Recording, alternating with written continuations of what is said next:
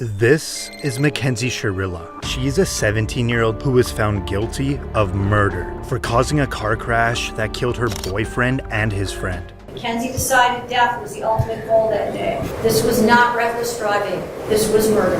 Sherilla's boyfriend, Dominic Russo, and his friend, Davian Flanagan, were in the car when she crashed into the side of a commercial building outside of Cleveland, going 100 miles per hour. Both men were pronounced dead at the scene, and Sherilla survived. Prosecutors argued that the teen had a toxic relationship, and Sherilla had made violent threats against her boyfriend. Threatened his property? She threatened to break into his house? Correct. Reportedly, she crashed her car on purpose because she wanted to kill her boyfriend, and that his friend was just collateral damage. The prosecutor said the intent was obvious upon seeing that video, that there was only one goal. You see her driving very calmly and making the right turn, and then all evidence indicates she immediately put the pedal to the metal and drove straight into a building at 100 miles per hour. I think those really demonstrated to us that this was no accident. And a few days before the crash, she allegedly took the same route to plot the crime. This is where the judge now finds her guilty. Count 1. Finds the defendant, Mackenzie Sherilla, guilty of murder, to wit Dominic Russo. She now stands up to be placed in handcuffs as she continues to tear up. Count 2. Finds the defendant, Mackenzie Sherilla, guilty of murder, to wit Davian Flanagan. Sherilla now has a moment to speak before her sentencing. The families of Dom and Davian, I'm so deeply sorry. I hope one day you can see I would never let this happen or do it on purpose. I wish I could remember what happened. I'm just so sorry. I'm heartbroken. There was no medical condition that caused this as an accident. There was no mechanical failure of the car. A failed suicide attempt is not a defense to murder. There's a very good likelihood, Mackenzie, that you will spend the rest of your life in prison. She's sentenced on count 1, 15 years to life. Count 2, 15 years to life, to be served concurrent to each other. The judge just sentenced her to 15 years to life in prison. This is Aiden Fucci, who pled guilty in court for the murder of his classmate when he was only 14 years old. Having fun in a cop car. Yep. Fucci was classmates with a 13-year-old girl from Patriot Oaks Academy in St. Johns County, Florida. Fucci stabbed her 114 times. Her dead body was later recovered from the woods. After Fucci was arrested, he can be seen in the back of the cop car taking Snapchats. Now this video shows Fucci and his parents in the interrogation room. The Snapchat that you did was not very smart. Like it's all over, you're all over the internet everywhere. This is serious. It's very serious. This is no joke. This is your whole life. Your whole life. And hers. And ours. A video from prosecutors showed Fucci and the girl allegedly walking together right before she was murdered. Then about 90 minutes later, the video shows Fucci allegedly running away from the area where the body was found. 114 stab wounds, 49 defensive wounds, 35 wounds to the head and neck, 29 to the back and shoulder, and 6 fatal wounds. After Fucci pled guilty to first-degree murder, the judge now hands down his sentence. Having entered a plea of guilty to the crime of first-degree murder, I sentence you to life in prison. Because of your age, you are eligible for review of the sentence in 25 years. After Fucci was sentenced, he stood still with a little movement.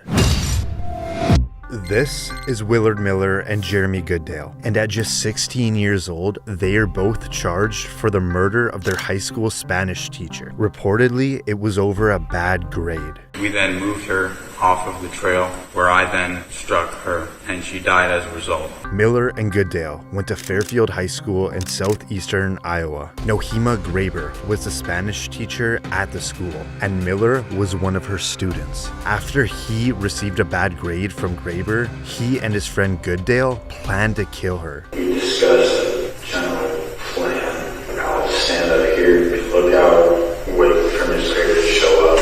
Graber went for her usual walk at Chautauqua City Park.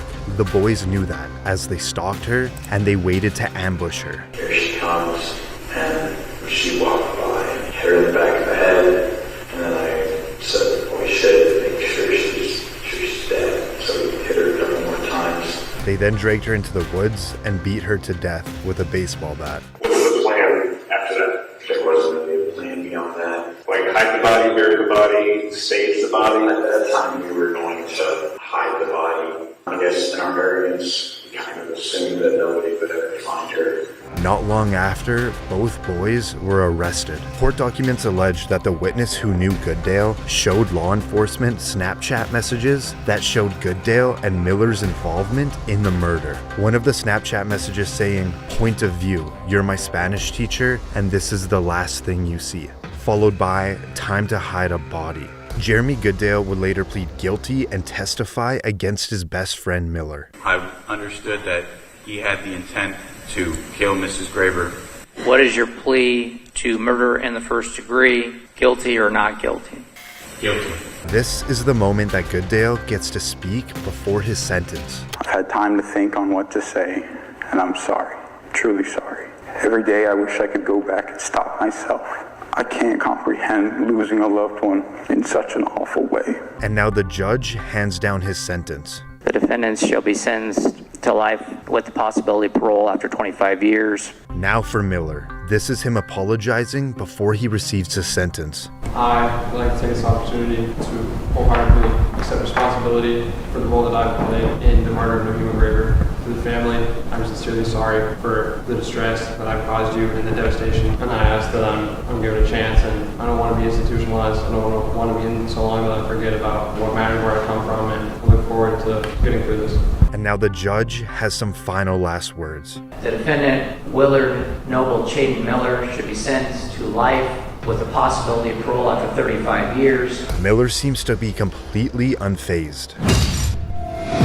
This is Rachel Shoaf and Sheila Eddy, who are both in court today for the murder of their friend when they were only 16 years old. Their scheme was to hide knives on their bodies and to attack Skylar at an agreed-upon moment. In Star City, West Virginia, Shoaf and Eddy were friends with 16-year-old Skylar Neese. Reportedly, Shoaf and Eddy decided they didn't like Neese anymore, so they planned to kill her. Sheila Eddy and Rachel Shoaf carried out that plan. Together they stabbed and killed Skylar. After Shoaf's confession, both teens were arrested. Shoaf agreed to plead guilty to second-degree murder in exchange for her cooperation in the case. I'm so sorry. I don't know if there's a proper way to make this apology because there are not even words to describe the guilt and remorse that I feel each day for what I've done. I hurt the Neese family and those who love Skylar. I hurt my parents and shamed my family. May God bring eternal peace to Skylar and the entire Neese family. After securing a plea deal, the judge now gives Shoaf her sentence. Rachel Shoaf, it is the sentence of the court that you be imprisoned in the West Virginia State Penitentiary for a period of 30 years. But she will have the possibility of parole in 10 years. And now for Eddy. It is the sentence of the court that you be imprisoned in the West Virginia State Penitentiary for the rest of your natural life. That sentence is technically with mercy, which makes you eligible for parole after you have served 15 years.